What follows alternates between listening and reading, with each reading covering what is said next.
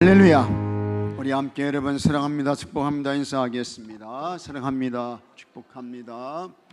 다시 한번요. 참 잘 오셨습니다.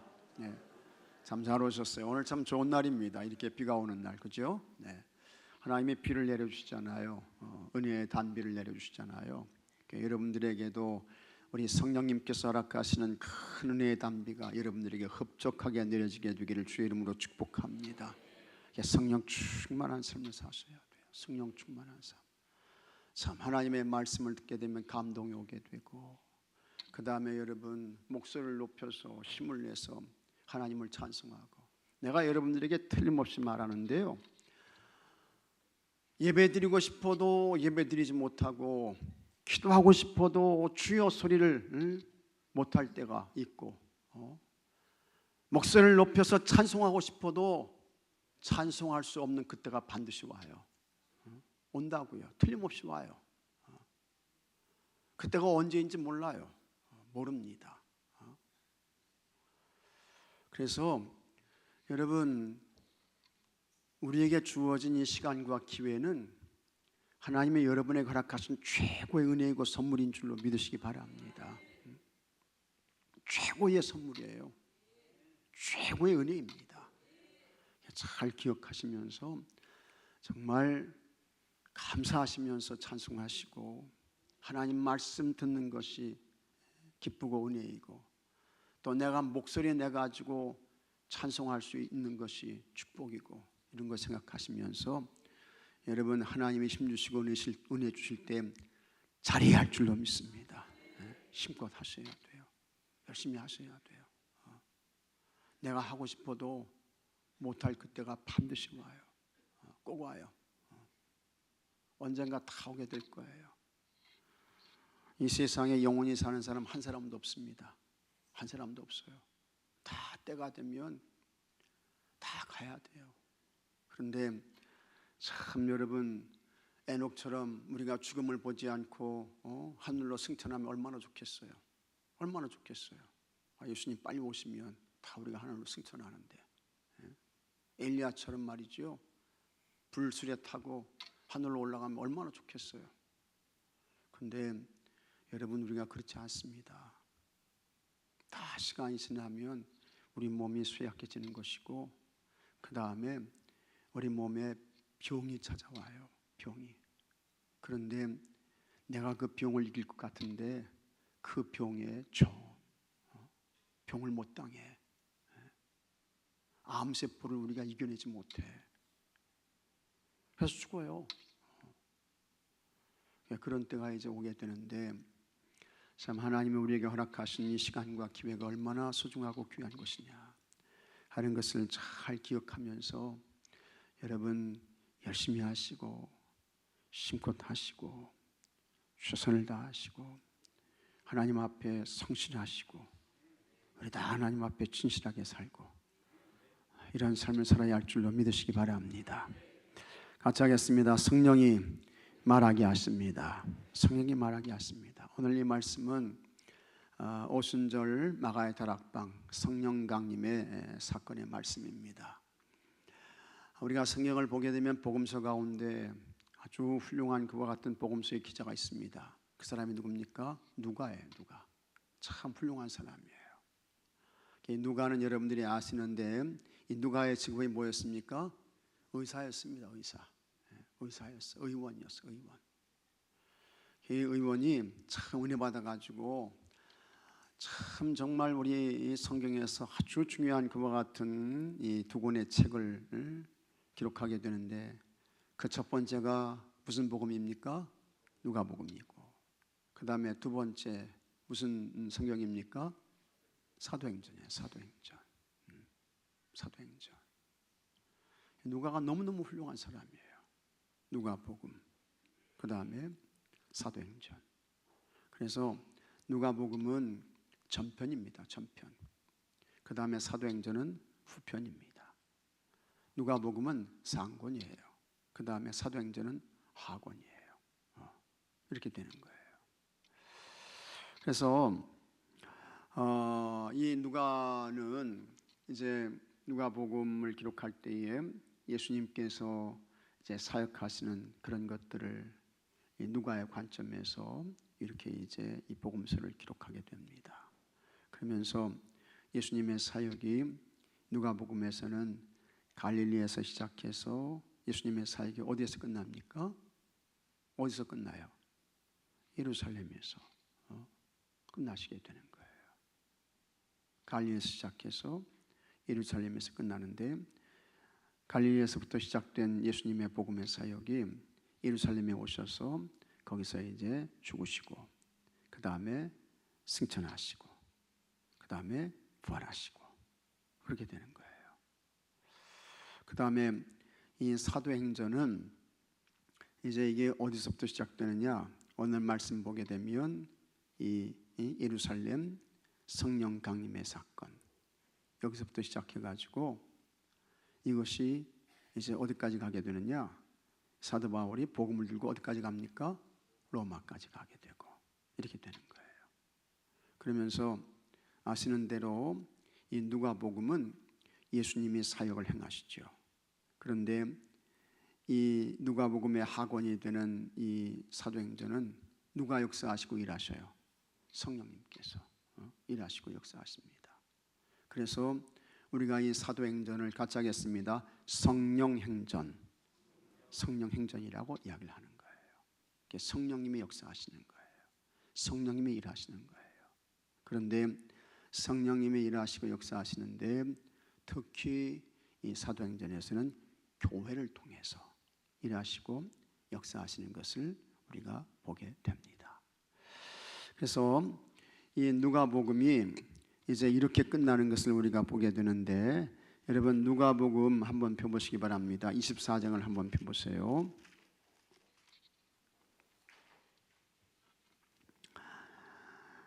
24장 49절 말씀을 한번 펴보십시오. 자, 누가복음 24장 49절 말씀 다 같이 읽겠습니다.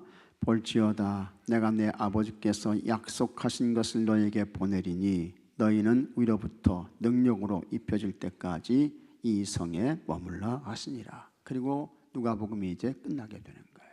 예수님 승천하시고, 여기에서 내 아버지께서 약속하신 것, 아버지께서 약속하신 것은 뭡니까? 또 다른 보혜사. 이분은 누구셔요? 성령이에요. 성령을 보내주신다는 거예요.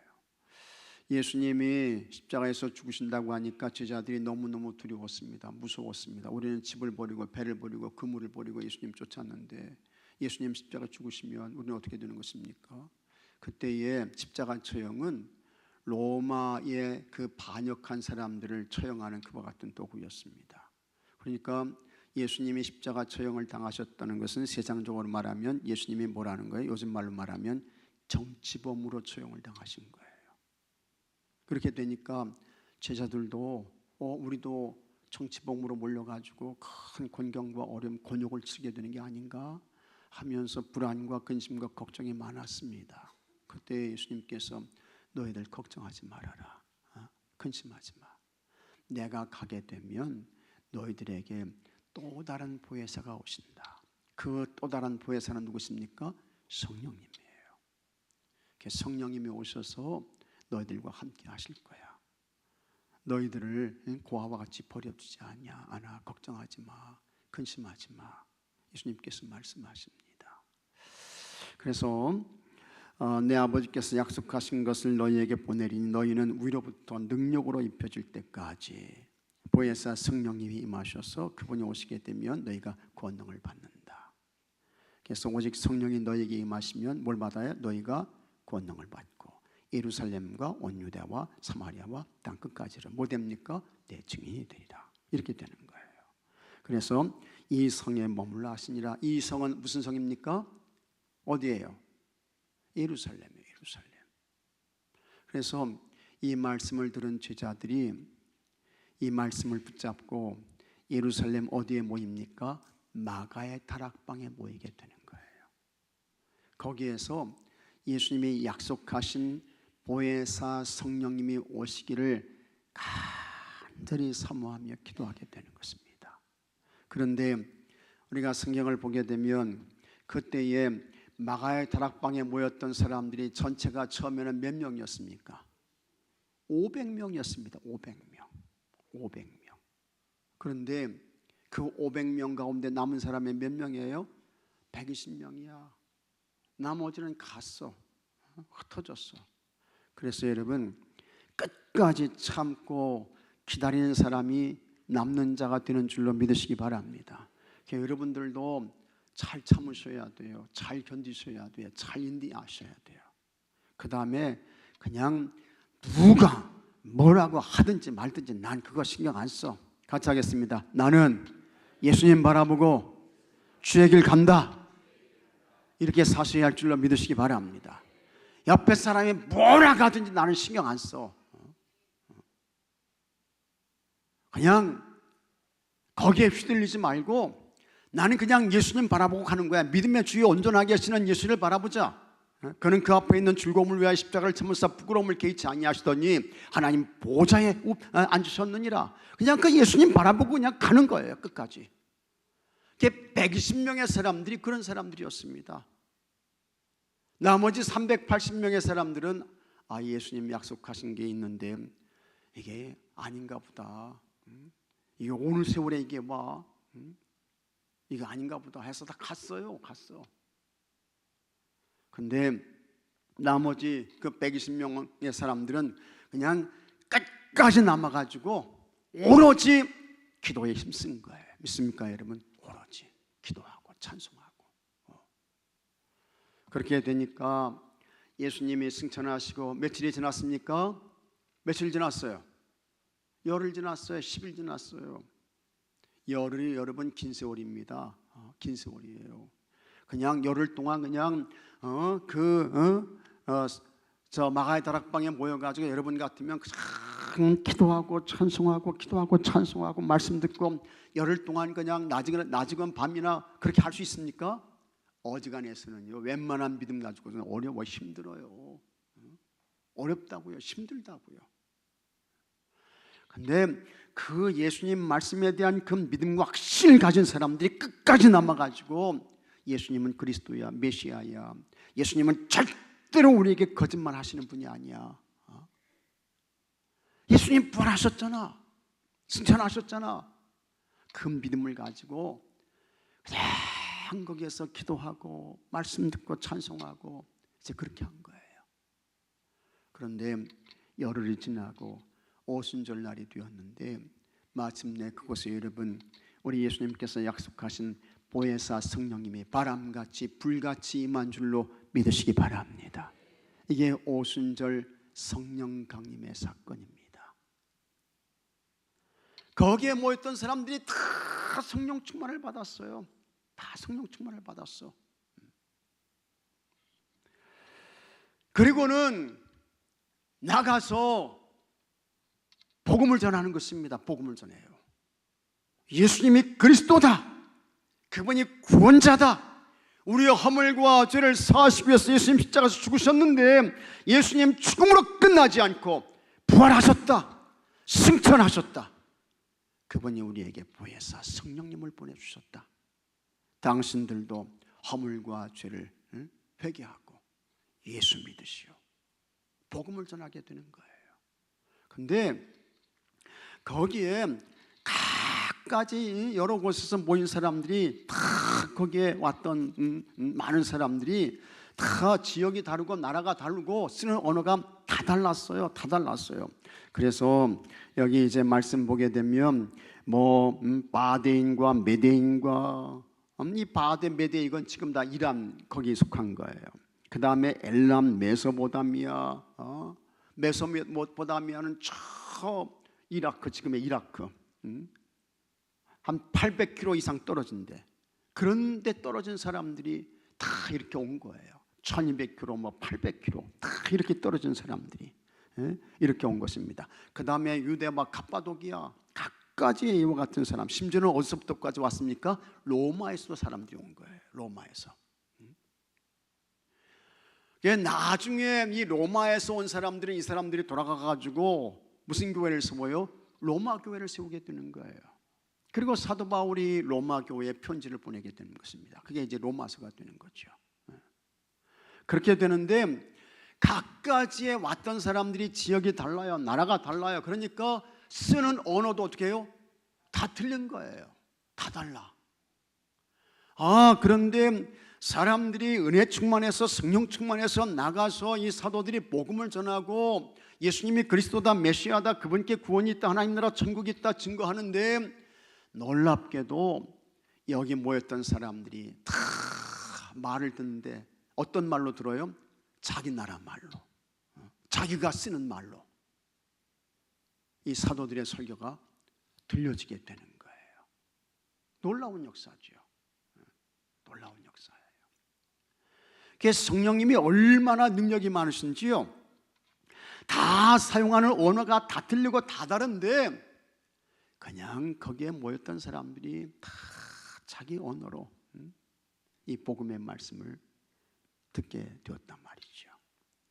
여러분, 이게 성령님의 역사인 줄로 믿으시기 바랍니다.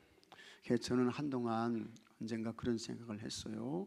내가 하나님 나라 천국 가게 되면 아브라함도 만나고 모세도 만나고 엘리야도 만나고 예수님도 만나야 될 터인데, 나는 한국 사람인데 아브라함은 유대인이고 모세도 그렇고, 근데 그 사람들은 히브리 말을 쓰거나 하여튼 그런 말을 쓸 터인데 나는 한국 사람인데 한국말 하면 그 사람들이 내 말을 알아들을 수 있을까? 또 모세가 히브리 말로 말을 하게 되면 내가 그와 같은 이야기를 알아들을 수 있을까? 걱정 아닌 걱정을 했어요. 근데 여러분, 그 답이 어디에 있습니까? 사도행전 2장에 있는 줄로 믿으시기 바랍니다. 걱정하지 마셔요. 염려하지 마셔요. 다 하나님 나라 천국에는요, 그냥 다 각각의 말로 다 해도 한국 사람은 한국말로 들리는 거고 일본 사람은 일본말로 들리는 거고 다 그렇게 다 알아먹게 되는 줄로 믿으시기 바랍니다. 이게 다 무슨 역사예요? 성령님의 역사란 말이죠. 성령님의 역사인 것입니다. 그러면서 얼마나 이 사람들이요 열정적으로 복음의 말씀을 전했던지 세상 사람들이 볼 때에 이게 제정신이 아니야, 제정신이 아니야. 그래가지고 세상 사람들이 볼 때에 그들을 향해서 뭐 했다 그랬어요? 술 취했다고. 저거 술 취했네, 술 취했네. 근데 세상 술이 아니고 무슨 술입니까? 성령 세술에 취했다 이야기한 거예요. 그러니까 얼마나 이 사람들이 열정적으로 찬송하고 기도하고 복음의 말씀을 전했는가. 사람들이 볼 때 다 미친 사람 같아, 정신 나간 사람 같아, 정신 빠진 사람 같아. 그렇게 된 거예요. 그런데 거기에 하나님께서 은혜를 주셔가지고요, 예루살렘 교회가 큰 부흥이 있게 된 줄로 믿으시기 바랍니다. 큰 부흥이 있었어요. 이 베드로가 설교를 했습니다. 베드로가 설교를 했더니 다 사람들이 그 설교의 말씀을 듣고 은혜 받는 거예요.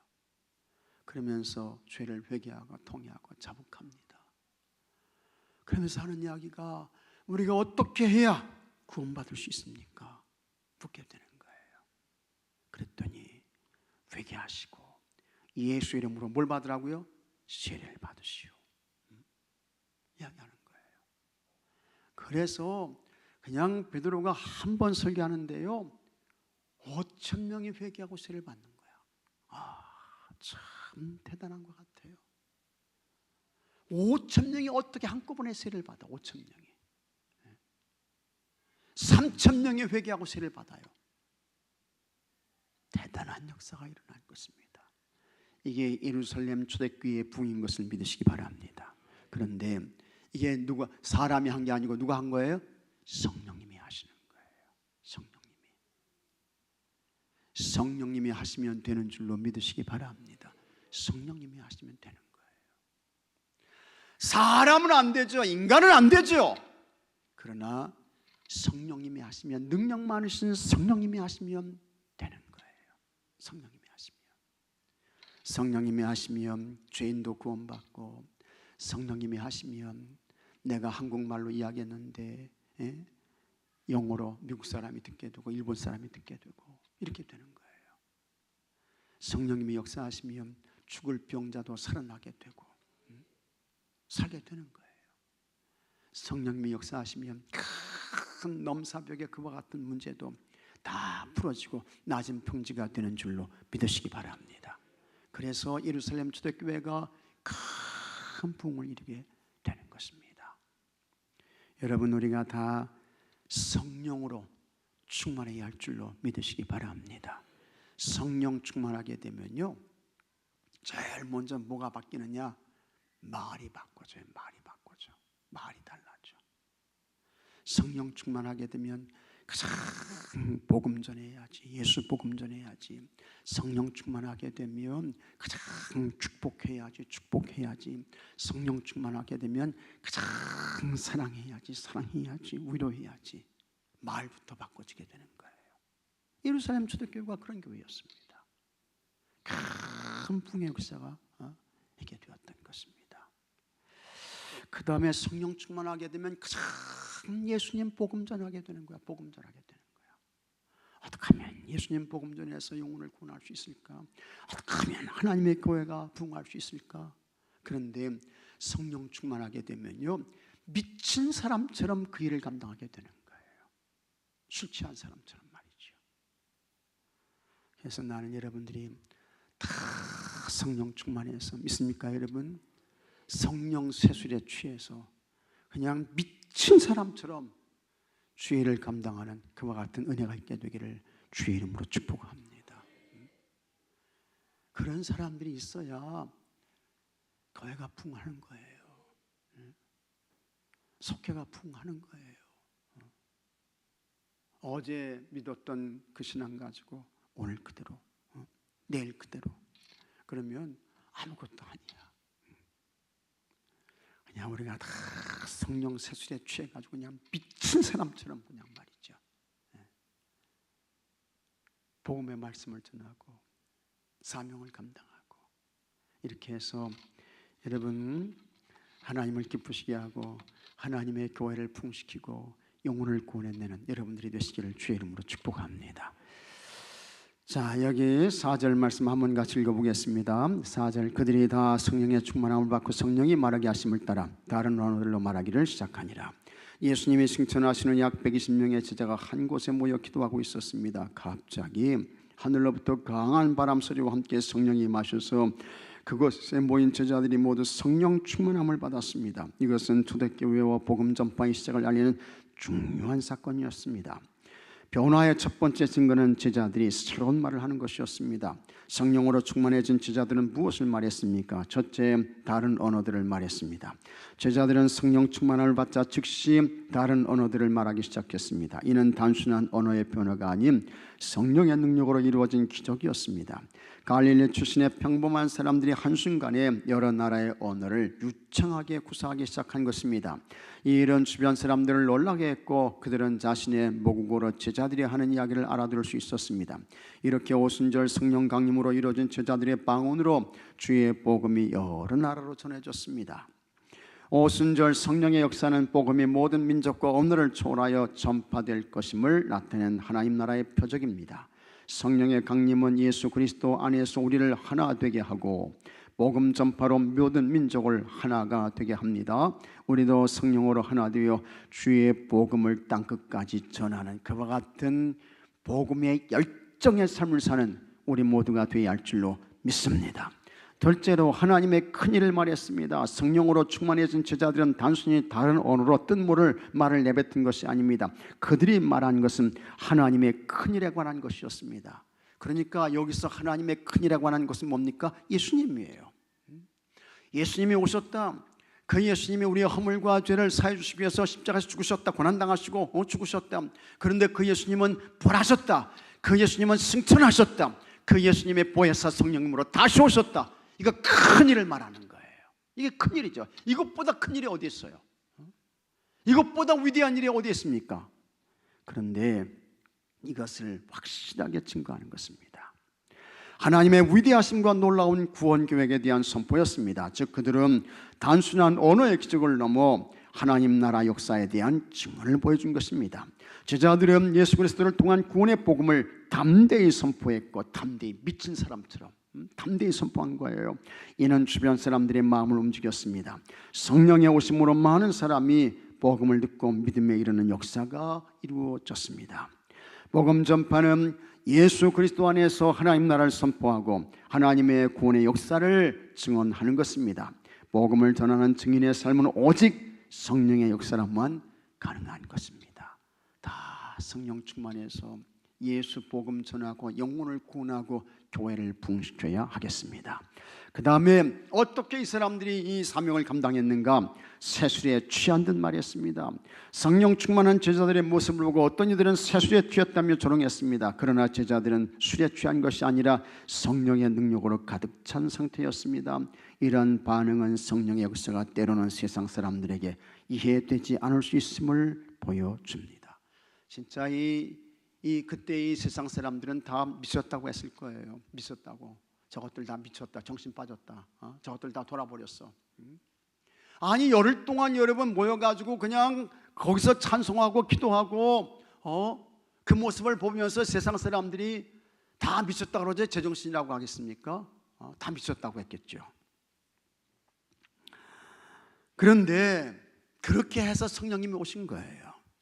사도 바울은 우리가 만일 미쳤어도 하나님을 위한 것이요 라고 고백했습니다.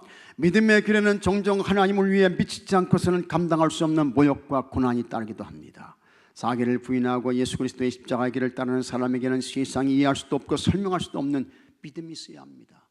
그래서 여러분 우리는 다 예수님께 미친 사람으로 살아야 돼요. 예수님이 얼마나 고마운 분이신지 아십니까?